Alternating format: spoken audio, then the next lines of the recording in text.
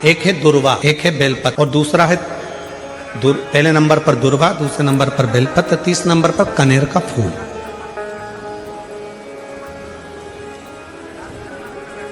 कोई अच्छा कार्य करते करते कई माताएं ऐसी होती हैं जो अपने प्रेम करती हैं परिवार से, ऐसा नहीं कि नहीं करते, स्नेह करते हैं। कई पुरुष भी ऐसे परिवार से बहुत प्रेम होता है, स्नेह होता है, पर अंदर कहीं ना कहीं ऐसा लगता है मेरा बेटा वहां जा रहा है, कुछ गलत ना हो जाए। कभी कभी ऐसा लगता है कि ये काम होने वाला है और इसमें कुछ गलत ना हो जाए। कई बार शादी पक्की हो रही है, रिश्ता पक्का हो रहा है, या कोई घर में अच्छा कार्य हो रहा है और मन में संशय उत्पन्न हो जाता है कहीं गलत ना हो जाए। मतलब उसके अंदर कहीं नेगेटिविटी आती रहती है, ये वो सोचती रहती है। उसके अंदर एक कुछ ना कुछ ऐसा तत्व चलता रहता है जिससे वो बुद्धि में, विवेक में वो चीज उसके आती रहती है। तो शिव महापुराण में गजासुर की कथा कहती है कि गजासुर ने भगवान शंकर से वर मांगा कि मैं जब आपका भजन करूं, तप करूं, साधना करूं तो मेरे पास में ये अग्नि मेरे चारों तरफ हो जाए, जिससे मैं आपका तप, आपकी साधना अच्छे से कर सकूं, मैं आपका तप, आपकी साधना आराम से कर सकूं। शिव जी ने वर दे दिया, जब तुम तप करने के लिए बैठोगे, साधना करने बैठोगे, भजन करने बैठोगे, तब तुम्हारे चारों तरफ अग्नि प्रकट हो जाए। जिन माताओं को, जिन भाइयों को, जिन बेटियों को, जिन बेटाओं को, जिन मेरी बुजुर्ग माँ बाप को ऐसा लगता है, अंदर से ऐसा महसूस होता है कि कुछ गलत होने वाला है, कल कुछ गलत होने वाला है, मेरे पति के साथ ये गलत होने वाला है, मेरे बेटे के साथ ये गलत होने वाला है, या मेरे साथ कुछ गलत होने वाला है, जिसकी बुद्धि में केवल नेगेटिविटी चलती रहती है, उसको तीन चीजें शंकर भगवान को प्रदोष के दिन अवश्य चढ़ाना चाहिए। क्या क्या चीज? पहले नंबर पर जम के बोलो दुर्वा, दूसरे नंबर पर बेलपत्र और तीसरे नंबर पर कनेर का फूल। और यदि ऐसा महसूस हो रहा है कि मेरे को स्वप्न भी गड़बड़ा रहे हैं, स्वप्न भी गलत आ रहे हैं, तो मेरा निवेदन रहेगा जो दुर्वा आपने शिव जी को चढ़ाई है उस दुर्वा को उठाकर लेकर आ जाना है और प्रदोष काल में, प्रदोष के समय पर उस दुर्वा को चबा चबा कर खा लेना है। जिसकी बुद्धि में गलत चीजें आती रहती हैं, गलत विचार आता है, बात अपने हृदय में उतार कर रखिए। जो बेटियां ससुराल में दुखी हैं, बहुत कष्ट में है, या आपस में सामाजिक पति पत्नी का नहीं बन रहा है, या कोई विवादित वाली बात है, तो निवेदन है तलाक पर बात को लेकर मत जाना। एक बार बाबा देवाधिदेव महादेव का एक भाव जरूर प्रकट करना, महाराज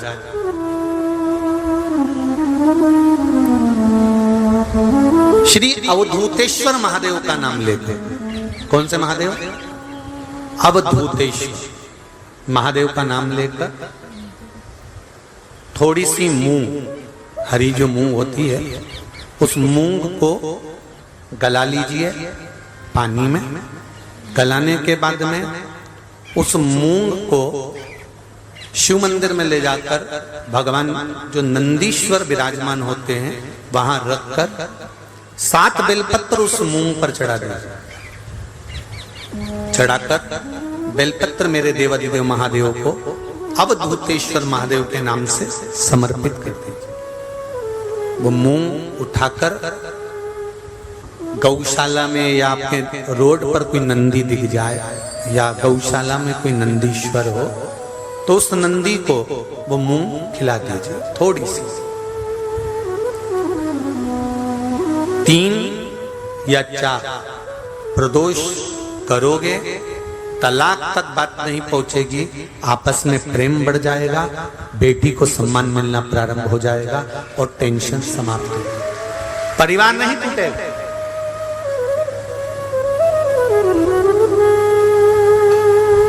हमारे यहाँ तो मूंग का प्रयोग, जो हरी मूंग होती है, धना होता है, खड़ा धना, गुड़,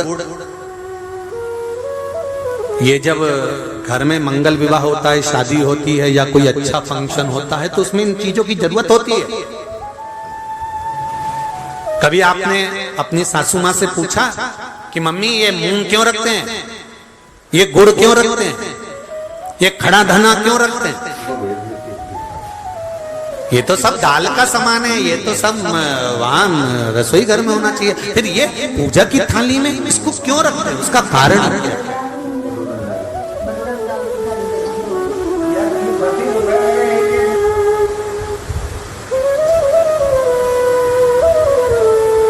उसका कारण क्या है? कभी अपनी सासू माँ से पूछना तो सासू माँ बताई कि जिस समय पर भगवान शिव, भगवान महेश और उमा का संबंध हुआ था, भगवान शंकर के 51 विवाह पहले हो चुके थे, पार्वती के साथ में 52वें नंबर का विवाह है शिव जी का। इससे पहले उमा, कात्यायनी, सती, कुष्मांडा, ऐसे भगवान शंकर के साथ में जो शिव जी के गले में मुंडों की जो माला होती है ना, उस माला में जो मुंड पड़े होते हैं वो 51 है। पार्वती माता ने पूछ लिया ये मुंडे किसके हैं? शिव जी ने कहा सब तेरे। पार्वती ने पूछा वो कैसे? शिव जी कहते हैं तू इतने बार प्राणों को छोड़ चुकी है और जितने बार तू प्राण छोड़ती है उतने मुंडे में गले में धारण कर ले, तेरी माला बनाकर पहनता। उमा और महेश का जब विवाह हुआ था, भगवान उमा और माता उमा और भगवान महेश का जब मंगल विवाह हुआ था, उस विवाह के समय पर माता उमा रुष्ट होकर भगवान शिव से, ऐसा नहीं है कि केवल माता उमा रुष्ट हुई, तिरुपति चले जाओ तो माता लक्ष्मी रुष्ट होकर नीचे बैठ रही है।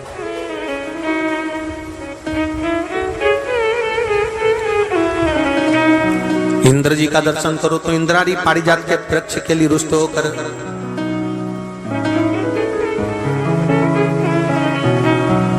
ब्रह्माणी और ब्रह्मा का दर्शन करो तो गायत्री मैया को यज्ञ में बिठा लिया पुष्कर जी में, तो गायत्री मैया को देखकर सरस्वती रुष्ट होकर बैठ गई। ऐसा नहीं है कि रुष्टता नहीं होती है, पर उस रुष्टता में दोनों का साथ भी होता है।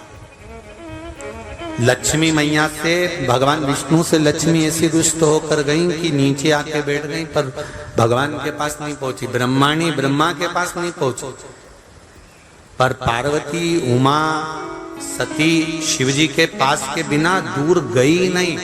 दोनों पार्वती मैया, माता उमा रुष्ट होकर भगवान महेश से चली गई, और जब भगवान महेश से रुष्ट होकर माता उमा जाती हैं, माता उमा चली जाती हैं, तब उस समय पर ऋषियों ने, संतों ने आकर माता उमा को समझाया। स्वयं देवऋषि नारद भी उस समय पर पहुंचकर समझाए कि मां, यदि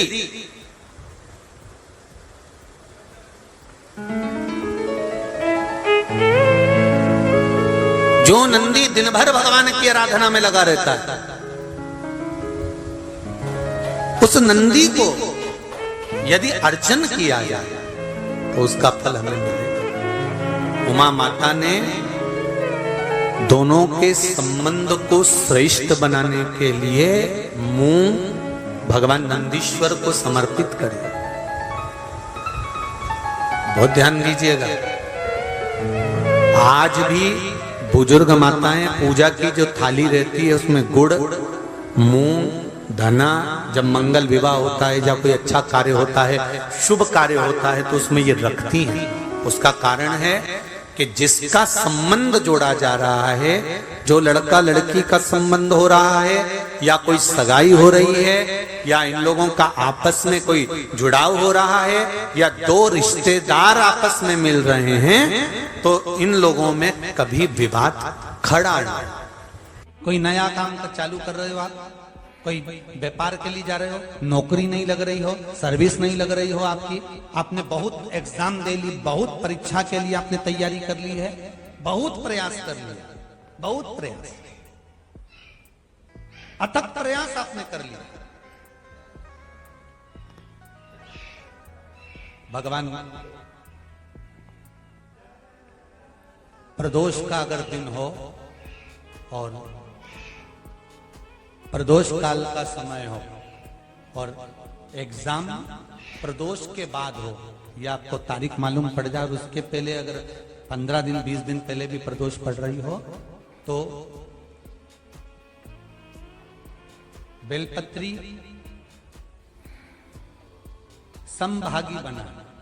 समभागी मतलब ये जो चिकना वाला पत्ता होता है ना बेलपत्री का, सीधा वाला भाग, और इस पत्ती का भी सीधा वाला भाग, ये दोनों जो बेलपत्री के चिकने भाग होते हैं महाराज, ये बेलपत्री का जो चिकना भाग है और ये चिकना भाग है, इन दोनों में लाल चंदन लगाकर बेलपत्री के भाग को जोड़ ले महाराज।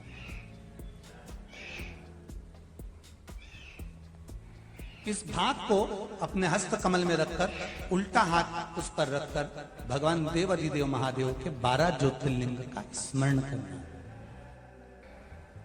श्री शिवाय नमस्तुभ्यम, या पंचाक्षर मंत्र नमः शिवाय, या षडाक्षर मंत्र ओम नमः शिवाय। पंचाक्षर मंत्र हो, षडाक्षर मंत्र हो, श्री शिवाय नमस्तुभ्यम शिव महापुराण का मूल मंत्र हो, स्मरण कर कर उस मंत्र का अपनी कामना कहकर अशोक सुंदरी वाली जगह पर उसको छुआ कर भगवान शंकर पर उसका स्पर्श कराकर उसको लाकर नंदी का एक चरण ऊंचा भाग जहां चरण का हो, नंदी जब शिव जी के सामने होता है तो उसका एक पांव ऊंचा होता है, नंदी का जो पांव ऊंचा हो उस मंदिर में जो भी, चाहे आगे पांव हो पीछे का पांव, जो पांव उस मंदिर में हो ऊंचा, उस चरण के पास अपनी कामना कर कर रख दीजिए और थोड़ा सा मूंग, हरा मूंग थोड़ा सा, श्री गणेश जी महाराज का नाम लेकर किसी भी गौशाला में या नंदी गण जहां हो, आपके मोहल्ले में कोई नंदी हो जो घूमता हो रोड पर, कोई बैल हो, तो उसको वो मूंग खिला दीजिए और उसके बाद थोड़ा सा हथेली लेकर थोड़ा सा खिलाकर आप अपने एग्जाम पर या कोई व्यापार चालू कर रहे हो या नौकरी करना चाह रहे हो, सर्विस करना, आप उसके लिए चले जाओ, उसमें सफलता मिलेगी। पर करना किसको पड़ेगा? जो व्यापार करने जा रहा है, जो नौकरी करने जा रहा है, जो सर्विस करने जा रहा है, जो अप्लाई करने जा रहा है, जो अप्लाई के लिए आगे बढ़ने जा रहा है, कोई